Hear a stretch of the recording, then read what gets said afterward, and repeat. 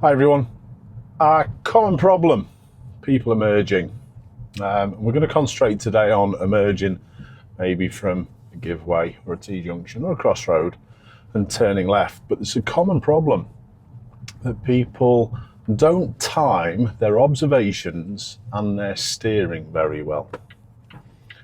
What they'll do, they'll approach in too fast and not be able to get the steering set up around this corner. Now, because I have got my steering virtually set, I don't have to do much at all with it.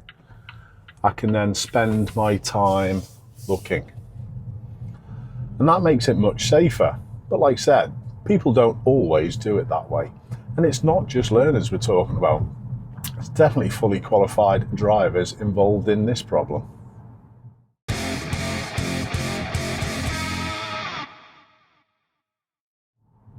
It didn't take me long to find these examples. I've got a folder in my video storage called Emerging. Now, there are all many different issues and parts to emerging, but honestly, within the first few minutes, I'd collected all these clips. So it is a common problem. This was way too fast to take effective observation.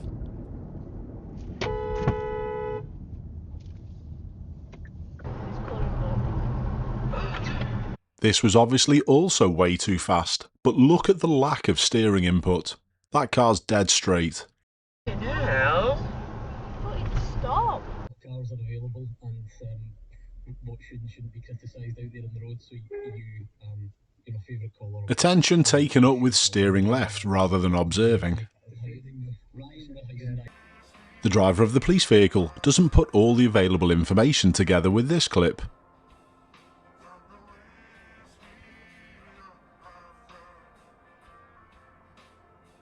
Without question, a difficult emerge, but they should have done much better. The classic problem with people emerging left on the opposite side of the road.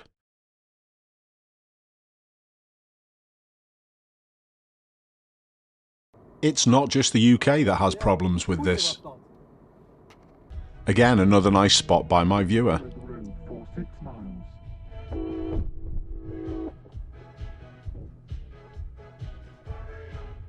Picking up on this poor ability is imperative when you're riding a motorbike.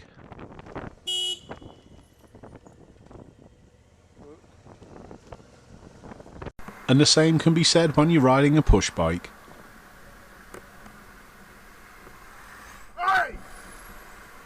Would you have spotted this car wasn't going to take effective observation?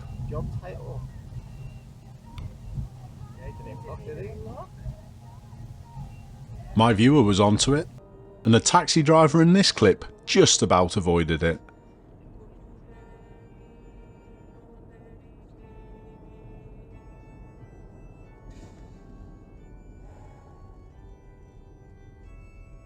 But when observations are poor, collisions are inevitable.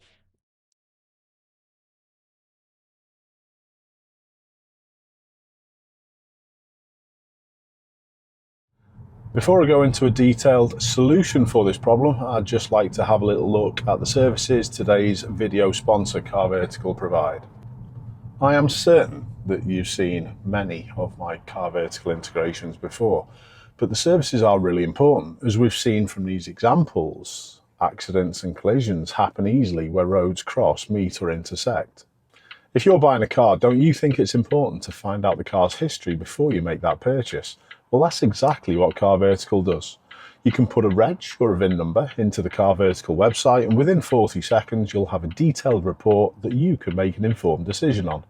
We've seen some damage in the examples that I've just given, but it's not just damage that Car Vertical reports can show you. They show you much, much more. They can highlight whether your car's been stolen, whether there's any mileage discrepancies, and they even look at the financial, registration and legal status. Unscrupulous sellers will hold back loads of information so they can get the highest price and effectively rip you off. But Car Vertical can stop this from happening. If you use the code Ashley, as normal, you can save 20% on checking out one car. But if you're thinking of checking out multiple cars, which in my opinion is the best value and the best option, you can save 50%. Result. Thanks, Car Vertical. This is a block that I use commonly for instructor training, and we've got a good couple of examples of left emerges. The one at the end is an open junction with a tight turn, and the one over there, which we're going to be coming round to shortly, is much more closed. The vision and the visibility is a lot worse. So there are a good couple of examples. Let me just give you an idea of what you should be thinking and what you should be doing. So we've got the 360 camera up on the top as well. Hopefully this is going to give us an idea of exactly where you should be doing things. Now, quite simply, what people do, I'm going to explain the poor side of things first. People will arrive in too fast and their attention is then that way.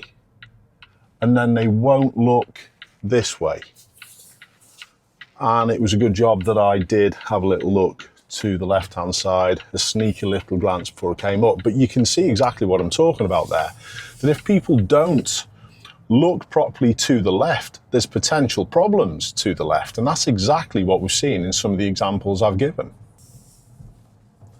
It's understandable why people do focus just to the right-hand side, because that's effectively where their brain perceives the biggest danger to be coming from, which is the vehicles coming from the right.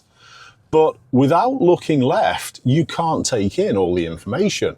So let's have a little look at this one, this side. It's really closed. What I'm going to do this time is make a decision here that I can't go, and I'm going to concentrate on getting my steering wheel totally finished. And now I can look quickly and I can continue. Look how little my steering wheel was actually moved in that emerge. I'd done all the steering prior to arrival, and that then allows me to concentrate just on the observational stuff. Now, I can understand totally why people do get wrapped up with just the right-hand side. That's where they perceive the danger or the biggest danger to be coming from, and they don't think about left well enough. If you don't look at the sharpness of the corner and appreciate your steering input, you cannot make the correct decision. This one, for example, is a perfect example. The junction is super open. We can see even to the left-hand side the white vehicle coming down. And it's really open to the right-hand side once we reach these past, or the last block of flats on the right. It really opens up. So with just that in mind, most people, if they haven't looked at this sharpness, would probably emerge too fast. But because this corner is super sharp, I've got to go down and maybe walking pace and head round. So I'm just going to go and head to a couple of different junctions and give you an idea and a couple more examples of what I'm talking about. So let's have a little look at this one up at the end. Again, I'm going to be emerging left. The pedestrian's going to be finished and done. The corner isn't that sharp. The cyclist is going to be clear. So I'm looking early. Can I make a decision? Yes, and it's not clear. There's vehicles coming. So I'm doing my utmost to get that steering set up. So when I actually go, I've got nothing more to concentrate on. I simply keep my observations going, and when it's clear, we go. That's straightforward, and it takes me straight to exactly where I want it to be. Effectively, people just try and do too many things all at once, and that's when things get missed. They try and do their observation and the steering to the left, and generally, like I've explained, the observation goes to the top of their brain's priority, and then the steering is missed out, but that actually, ironically, makes them miss stuff from the other direction. So doing what I've just talked about effectively separates the tasks and makes things safer. What you'll find as well, if you do things in this manner, you'll actually be able to emerge quicker because you're all sorted and all set. Remember, I've said the steering's set up, and you'll be able to come out of the junction much quicker. It's not less safe, it's actually much safer to do things that way. So same sort of process. I can't make a decision before the bend. My knee is going to get round the bend, and now I'm going to finish my observations off. Little lean to see one side and the other of the A-pillar, and I'm away. You may be thinking, what's Ashley talking about the knee? The knee is effectively how you can perceive where the front of the car is. Most people do this instinctively once they get a little bit more experience, but there are that poor section of road users who struggle, the ones who will be bonnet licking, as I call it. If you're up to a give-way line, you'll be able to see the give-way line underneath your door mirrors on both sides. Well, that's effectively the front of the car, so your knees are approximately in that same position. So if I get where I perceive my knee to be at this bend, can't make my mind up, do my steer, following it down near that left door mirror, and I've got to lean and look around this one here. But that was a great example because I'd set the steering up, I could just concentrate more heavily on the observational stuff. Remember, the majority of collisions happen where roads cross, meet or intersect. So that's why it's super important to take a little bit more care when we get to these junctions.